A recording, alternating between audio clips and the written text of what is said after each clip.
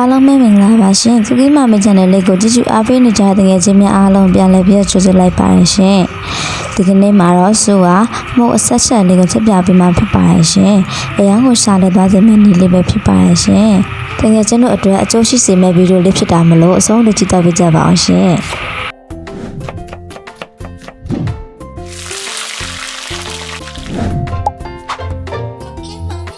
မို့ဆက်ချက်ဟင်းလေးတစ်ခွက်ရရှိဖို့အတွက်အဓိကလိုအပ်တဲ့ပစ္စည်းလေးတွေကိုပြပြပေးပါဖြစ်ပါတယ်ရှင်။စီစီသက်စင်တားတဲ့မှု30သားလိုပါမယ်။ကျက်သွန်လေးဦးသေး3လုံးငရုတ်သီးစင်ခရမ်းချင်သီးအကြီးတစ်လုံးလိုပဲဖြစ်ပါတယ်ရှင်။ပစ္စည်းစုံမှုဆိုလို့ရှိရင်တော့ဆက်ချက်ဖို့ပြင်ဆင်ပါမယ်ရှင်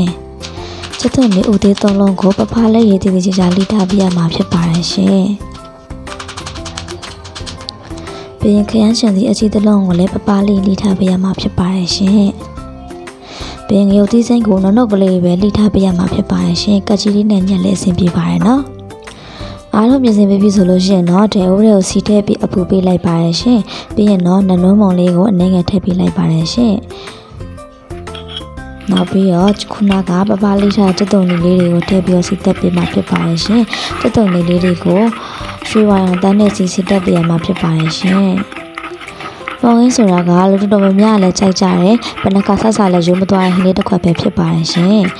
ကဲအခုဆိုလို့ရှင်ကျက်သွန်လေးကလည်းရွှေအောင်တန်းလာပြီငယ်ချင်းတို့အခုဗီဒီယိုမှာမြင်နေရတဲ့အနေထားကိုရောက်ပြီဆိုလို့ရှင်တော့ဆိုတော့မို့ရဲ့ရုပ်သီးစင်းရဲ့ခရမ်းချင်သီးလိထားလေးရဲ့ကိုတစ်ခါရဲထည့်ပေးရမှာဖြစ်ပါတယ်ရှင်ပြီးရင်တော့အားလုံးရောသမမုတ်တော့အောင်တည်တည်ချာလေးမှအောင်မပေးလိုက်မှာဖြစ်ပါတယ်ရှင်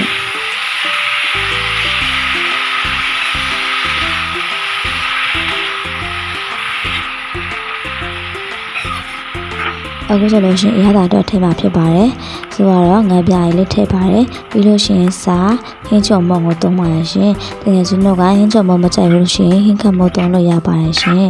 ပြီးလို့ရှိရင်တော့ထပ်ပြီးတော့မှုပေးမှာဖြစ်ပါတယ်ရှင်ရေမထည့်သေးပါဘူးเนาะသူ့ရဲ့ငကိုထွက်လာတဲ့ရေလေးနဲ့ပဲ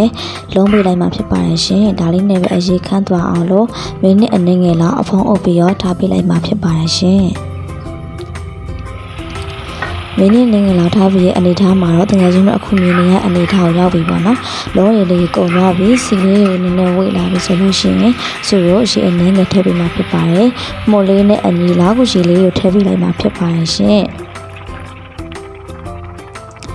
ရေအနည်းငယ်လောက်ထည့်ပြီးသွားရင်နောက်မှာတော့ဆိုတော့နည်းနည်းလောက်ထပ်မှွေလိုက်ပါမယ်ဆိုကမို့ကြော့ချက်လေးချက်မှာဖြစ်ပါတယ်ရှင်ရေနည်းနည်းလေးပဲပါလေးကရဲ့ဆိုလုံးလေးပဲထားမှာဖြစ်ပါတယ်အဲအကြောင်းမလို့နောက်ထပ်မိနစ်အနည်းငယ်လောက်တက်ပြီးတော့အဖုံးလေးအုပ်ပြီးတော့ထားပေးလိုက်မှာဖြစ်ပါတယ်ရှင်ကဲနောက်ထပ်မိနစ်အနည်းငယ်လောက်ထားပြီးတဲ့အချိန်လေးမှာဆိုလို့ရှိရင်တော့အခုတကယ်ချင်းတို့မြင်နေရတဲ့အနေထားကိုရောက်ပြီပေါ့နော်ရေလေးကလည်းခန်းသွားပြီစီလေးတွေတော်လေးကိုဝေးတက်လာပြီဆိုလို့ရှိရင်ဆိုတော့ပါပြီအရောင်းကိုလည်းမှုန်းနေပါပြီစားချင်စားလေးပေါ့နော်ကဲအခုဆိုလို့ရှိရင်တော့အရန်ကိုမှစားလို့ကောင်းတယ်ဘယ်တော့မှလည်းရိုးမသွားတဲ့မှုန့်ဟင်းလေးကိုရရှိပဲဖြစ်ပါတယ်ရှင်ချက်ရလည်းလွယ်ကူတယ်ပေါ့နော်တင်ငယ်ချင်းတို့လည်း live ပြချက်စားကြည့်ဖို့မျှော်လင့်ပါတယ်ရှင်ဒီဗီဒီယိုလေးရတင်ငယ်ချင်းတို့အတွက်အကျိုးတစုံတရာရရှိစေတယ်ဆိုလို့ရှိရင်အခြားသူကိုလည်းသိရှိစေဖို့မျှော်ပေးသွားကြပါအောင်ရှင်နောက်တဲ့ဗီဒီယိုတွေမှာလည်းထမင်းမိန်စေမင်းချက်နေများဖြင့်ပြန်လာခဲ့ပါအောင်မယ်ရှင်အားလုံးကျေးဇူးတင်ပါတယ်တတာ